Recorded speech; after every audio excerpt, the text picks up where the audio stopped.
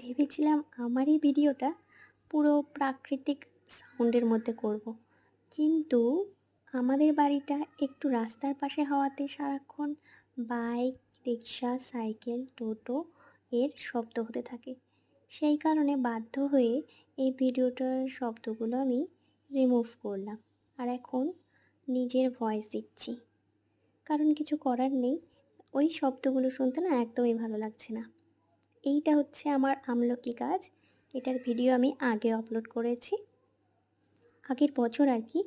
তো এই বছর আবার নতুন করে হয়েছে, আর এই বছরের ফলন অনেক বেশি হয়েছে। আর এই আমলকিগুলো কিন্তু এখনও একদমই ছোট আছে।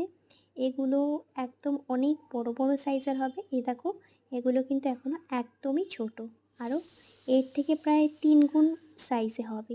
আর খুবই ভালো খেতে।